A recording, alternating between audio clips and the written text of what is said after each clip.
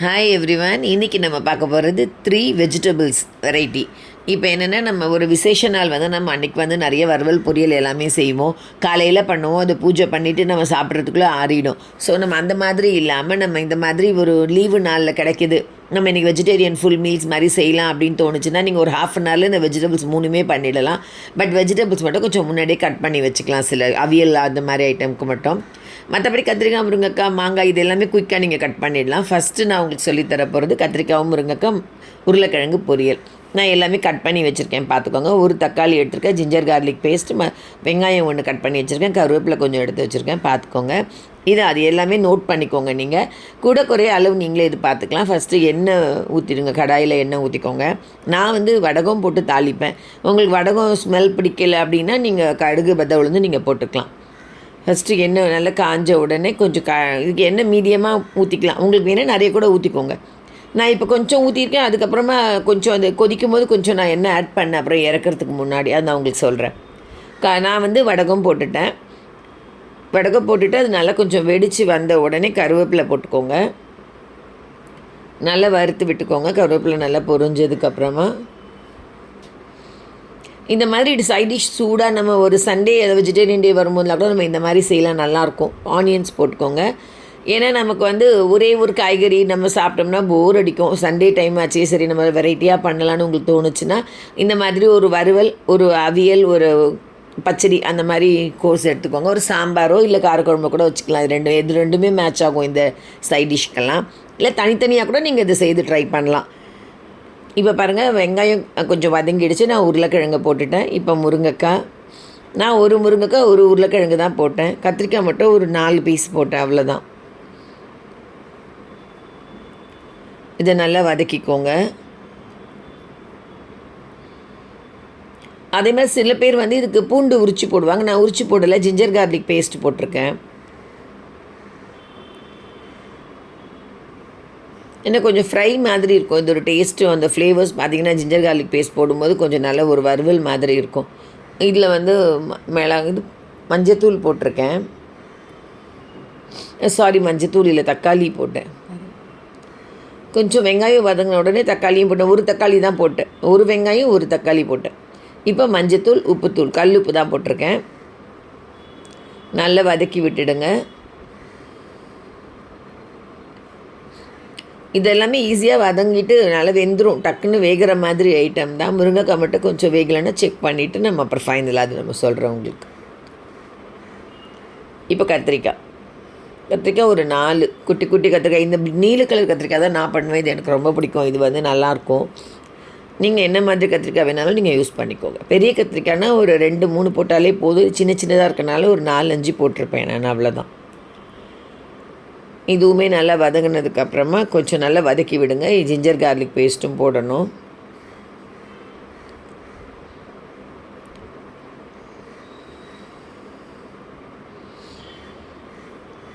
இதையும் நல்லா வதக்கி விட்டுட்டு கொஞ்சம் நல்லா வதங்கினதுக்கப்புறமா நம்ம உப்புத்தூள், மஞ்சத்தூள் ஆல்ரெடி போட்டுவிட்டோம், மிளகாத்தூள் போட்டுடலாம்.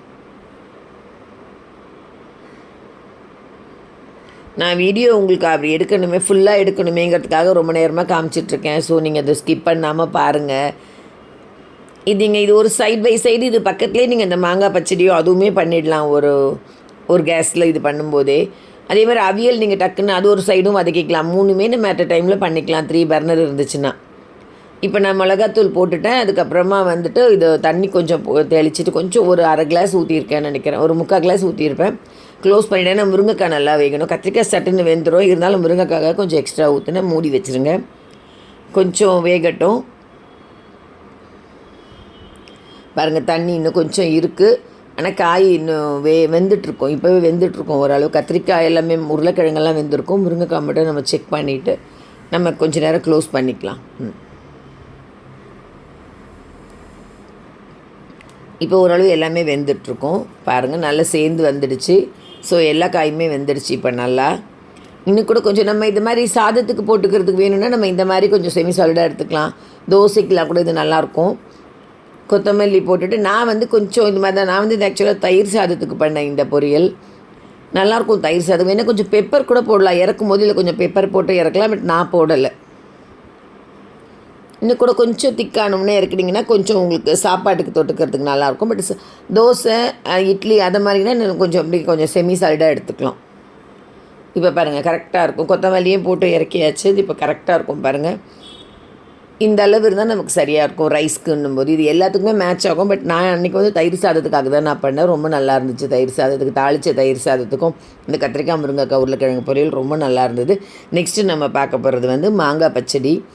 மாங்காய் பச்சடி வந்து ஒருத்தர் ஒரு டைப்பில் செய்வாங்க. இப்போ நான் வந்து எப்படி நான் ஒரு சிம்பிள் மாடலில் தான் செய்வேன்.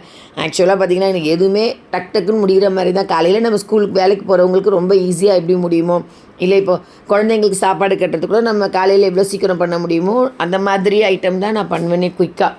இப்போ இதை 3மே நான் ஒரு 1/2 அன் ஹவரில் பண்ணக்கூடிய சமையல் தான் நான் உங்களுக்கு சொல்லியிருக்கேன்.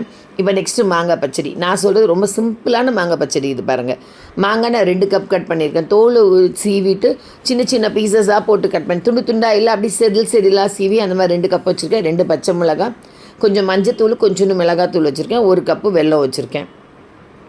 அப்புறம் இனிப்பு கூட குறைய நீங்கள் போட்டுக்கலாம். உங்களுக்கு எக்ஸ்ட்ரா தேவைப்பட்டாலும் நீங்கள் போட்டுக்கலாம். ஆனால் இது கரெக்டாக இருந்தது எனக்கு. இதுக்கு வந்து கொஞ்சம் எண்ணெய் ஊற்றிக்கோங்க. ரொம்ப எண்ணெய் தேவைப்படாது. மாங்காய் வதக்கணும், லைட்டாக வதக்கினாலே போதும். ஸோ இது கடுகு, பத்தை, உளுந்து போட்டுக்கோங்க.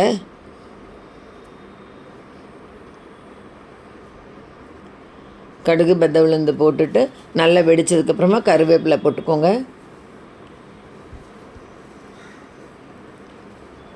கருவேப்பிலை பொரிஞ்ச உடனே பச்சை மிளகாவையும் போட்டுட்டு நல்லா வதக்கிக்கோங்க. இப்போ மாங்காய் நம்ம செதிலாக கட் பண்ணியிருக்கோம் இல்லையா, அதை எடுத்து நம்ம 2 கப் நான் போட்டிருக்கேன் பாருங்கள். ஏன்னா மாங்காய் எவ்வளோ பண்ணாலும் வீட்டில் செலவாயிடும். டக்குன்னு காலியாகிற பொருள் பார்த்திங்கன்னா குக்கிங்கில் ஃபஸ்ட்டு மாங்காயோட டிஷ் தான் எல்லாமே செலவாகும். எல்லார் வீட்லேயுமே நினைக்கிறேன். அப்படி தான் எங்கள் வீட்டில் அப்படி தான். மாங்காய் நல்லா கொஞ்சம் லைட்டாக வதக்கிட்டு அதில் மஞ்சத்தூள் போட்டுக்கோங்க. உப்புத்தூள், அந்த மஞ்சத்தூள், மிளகாத்தூள் அது கலந்து வச்சுருக்கேன் நான் நினைக்கிறேன். அப்படி தான் அதை போட்டுடலாம். அதில் ஒருத்தர் ஒரு மாதிரி பண்ணுவாங்க. மாங்காய் சில பேர் திருவிட்டு பண்ணுவாங்க, சில பேர் தோலோடு கட் பண்ணி துண்டு துண்டாக போடுவாங்க. பட் நான் இந்த மாதிரி தான் நான் பண்ணுவேன். எங்கள் அம்மாலாம் இப்படி தான் பண்ணுவாங்க. அவங்கக்கிட்டேருந்து கற்றுக்கிட்டு நான் இதே டைப்பில் தான் பண்ணிக்கிட்டு இருக்கேன். பட் எங்கள் அம்மா வந்து மிளகாத்தூள் போட மாட்டாங்க. நான் இப்போ புதுசாக மிளகாத்தூள் கொஞ்சம் ஆட் பண்ணுறேன். ஆக்சுவலாக எங்கள் அம்மா வெறும் பச்சை மிளகாய் மட்டும்தான் போட்டு பண்ணுவாங்க எங்கள் வீட்டிலலாம்.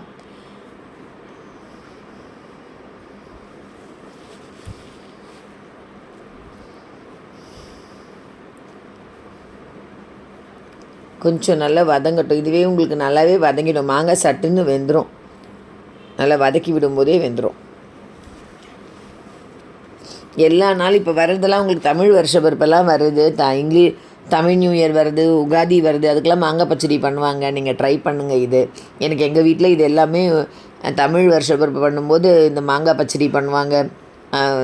தயிர் வடை பண்ணுவாங்க. எங்கள் அப்பா இருக்கும்போதெல்லாம் இதெல்லாம் பண்ணுவாங்க. நான் ரொம்ப இதெல்லாம் இது சமைக்கும்போது வீடியோ எடுக்கும்போது நினச்சிக்கிட்டேன் நான் அதெல்லாம். அந்த தமிழ் நியூ இயர் அப்போ அந்த மாங்காய் பச்சடி பண்ணுவாங்கள்ல. அப்புறம் மாங்காய் எல்லாம் போட்டு புது புளி அதெல்லாம் ஒன்று பண்ணுவாங்க. ஒரு தித்திப்பு மாதிரி ஒன்று பண்ணுவாங்க. அதில் வந்து எல்லா டேஸ்ட்டும் இருக்கும். அதெல்லாம் பண்ணுவாங்க அந்த இதுக்கு. அன்றைக்கி கண்டிப்பாக மாங்காய் பச்சடியும் இருக்கும், தயிர் வடை, சாம்பார் வடை, அந்த மாதிரி ஒரு மெனு இருக்கும். அது ரொம்ப நல்லாயிருக்கும். அதெல்லாம் நம்ம சின்ன வயசில் தான் ரொம்ப மிஸ் பண்ணுறேன். பாருங்கள், இந்த மாதிரி நல்லா வதக்கிக்கோங்க. வேணும்னா இப்போ கூட நம்ம செய்யலாம் தான் அந்த மெனு. பட் அந்த மாதிரி ஒரு சூழ்நிலை, அது நமக்கு ஒரு ஞாபகங்கள். ஸோ ரொம்ப போர் அடிக்கிறதுன்னு நினச்சிக்காதீங்க. எனக்கு தோணுனனால இதை சொன்னேன். மஞ்சத்தூள், மிளகாத்தூள் போட்டு நல்லா இது லைட்டாக இது பண்ணி 1 கிளாஸ் தண்ணி, 1 கிளாஸ் இல்லை 1/2 கிளாஸ் தான் ஊற்றிருக்கேன் நான் இதுக்கு. கொஞ்ச நேரத்துலேயே வெந்துடும். மூடிட்டிங்கன்னா டக்குன்னு வெந்துடும். இது குக்கர்லலாம் வைக்கணுன்னே அவசியம் கிடையாது. நமக்கு சாதா இந்த மாதிரி கடாயில் பண்ணும்போதே வெந்துடும் டக்குன்னு. ஒரு 5 to 10 மினிட்ஸ் கூட ஆகாது. 5 மினிட்ஸ் தான். தண்ணி சுண்டுச்சுன்னா நம்ம வெல்லம் போட்டுட்டு இறக்க வேண்டியது தான். பாருங்க, தண்ணி லைட்டாக இருக்குது. இன்னும் கொஞ்சம் நேரம் தண்ணி நம்ம வற்றிடும். இன்னும் ஒரு 5 மினிட்ஸ் நம்ம திறந்தே வச்சோம்னா கூட அது தண்ணி வற்றிடும். பாருங்கள், 5 மினிட்ஸ் தான். இந்த பாருங்கள், தண்ணி நல்லா வற்றிடுச்சு. இப்போ நம்ம வெல்லத்தை போட்டுடலாம். தண்ணி நல்லா கொஞ்சம் சுண்டி வரும்போதே நம்ம வெல்லத்தை போட்டோம்னா கரெக்டாக இருக்கும். நான் 1 கப்பு வெல்லம் தான் போட்டிருக்கேன். உங்களுக்கு எக்ஸ்ட்ரா தேவைன்னா போட்டுக்கோங்க. ஆனால் இது கரெக்டாக தான் இருந்துச்சு இனிப்பு. இந்த 2 கப்பு மாங்காய் துண்டுக்கு இது சரியாக இருந்தது. நாட்டு சர்க்கரையும் போட்டுக்கலாம். இன்றைக்கி நான் வெல்லம் தான் போட்டேன். அவ்வளோதான், நம்ம மாங்காய் பச்சடி ரெடி. ஒரு 5 மினிட்ஸில் ரெடி ஆகிடும். அருமையாக வச்சு நம்ம சாப்பிட்டுக்கலாம். எல்லா சமையல் எல்லாவோட சாதத்துக்கும் இது மேட்ச் ஆகும். சாம்பார் சாதம், காரக்குழம்பு எல்லாத்துக்குமே மேட்ச் ஆகும்.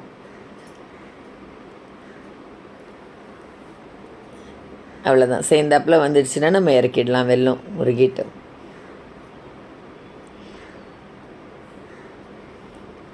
நெக்ஸ்ட்டு என்ன 3 ஐட்டம் வேணும்னு சொல்லுங்கள், கமெண்ட் பண்ணுங்கள். அதை நான் உங்களுக்கு சொல்லித்தரேன் நெக்ஸ்ட் வீக்கு. இனிமேல் வெயில் காலம் வந்துடுச்சு. ஸோ நம்ம ஜூஸ் அந்த மாதிரிலாம் கூட பண்ணலாம். நீங்கள் கமெண்ட் பண்ணிங்கன்னா அதுவே நான் உங்களுக்கு சொல்லிக் கொடுக்குறேன், செய்து காட்டுறேன். ஆல்ரெடி எல்லாருக்குமே தெரியும், நான் சொல்லிக் கொடுக்குறேன்லாம் சொல்லலை. பட் உங்களுக்கு நான் என்ன செய்து காமிக்கணும்னு தோணும் குக்கிங் சொல்கிறீங்களோ அது நான் உங்களுக்கு செய்து காமிக்கிறேன். டிஃபன் மாதிரி மெனு அது சொன்னீங்கனாலும் அது செய்யலாம். 3 டிஃபன் பிரேக்ஃபாஸ்ட் வெரைட்டி 3 அது வேணுனாலும் சொல்லுங்கள். நெக்ஸ்ட் வீக் அது மாதிரி வேணால் பிளான் பண்ணிக்கலாம். கமெண்ட் பண்ணுங்கள். நீங்கள் கமெண்ட் பண்ணால் தான் அதுக்கு தகுந்த மாதிரி நான் பிளான் பண்ணுவேன். சும்மா கருவேப்பிலையை டெக்கரேட் பண்ண அப்புறம் எடுத்துட்டேன். மாங்காய் பச்சடி ரெடி ஆகிடுச்சு. நெக்ஸ்ட்டு நம்ம பண்ண போகிறது அவியல். டெக்கரேட் பண்ண டைம் இல்லை, சும்மா கருவேப்பிலை வச்சு பண்ணலான்னு பார்த்தேன், அப்புறம் எடுத்துட்டேன். ரொம்ப நல்ல டேஸ்ட்டாக இருந்துச்சு. இது அவியலுக்கு உங்கள்கிட்ட என்னென்ன காய் இருக்கோ அது எல்லாமே யூஸ் பண்ணிக்கலாம். வெண்டைக்காய் மட்டும் இல்லை, வெண்டைக்காவும் சேமைக்கிழங்கும் நான் போட மாட்டேன். ஏன்னா அந்த குழக்கொழுப்பு தன்மை ஃபுல்லாகவே வாழ்ந்துரும்னு சொல்லிவிட்டு. மற்றபடி எல்லா காயுமே நான் அன்றைக்கி சவுச்சவு போட்டிருந்தேன், பூசணிக்காய் போடலை, சவுச்சவு. இப்போ ஃபஸ்ட்டு நான் அவரைக்காய், உருளைக்கிழங்கு, கோவக்காய் போட்டிருக்கேன். தேங்காய் எண்ணெய் தான் ஊற்றணும். இதுக்கு தேங்காய் எண்ணெயை ஊற்றிக்கிட்டு போட்டு வதக்கணும். ஃபஸ்ட்டு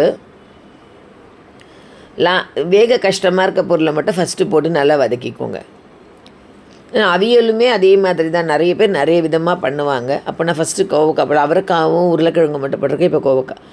ஆக்சுவலாக நிறைய பேர் பார்த்திங்கன்னா வேறு இப்போ நாகர்கோவில்காரங்க வேறு மாதிரி அவியல் பண்ணுவாங்க. நான் ஸ்கூலில் சாப்பிட்ருக்கேன் டேஸ்ட். அங்கே நாகர்கோவில் டீச்சர்ஸ் தான், அவங்க அந்த ஊருக்காரங்க வேறு மாதிரி பண்ணுவாங்க.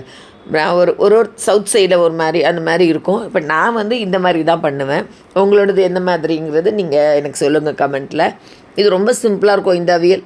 எனக்கு டேஸ்ட்டும் பிடிக்கும், செய்கிறதும் நல்லாயிருக்கும்.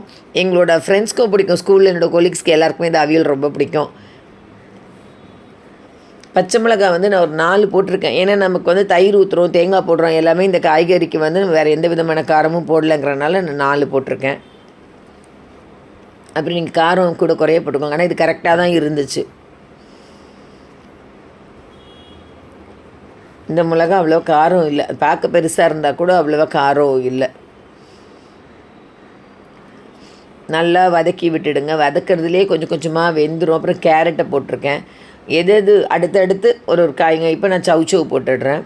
நான் பூசணிக்காய்க்கு பதிலாக எப்போவுமே அவியலுக்கு சவுச்சவு தான் போடுவேன். பூசணிக்காய் எனக்கு அது ஒத்துக்குமோன்னு அவ்வளோ டவுட்டு, கோல்டு ஆகிடுமோன்னு சொல்லிவிட்டு நான் சவுச்சவு. முருங்கைக்காய் போட்டிருக்கேன்.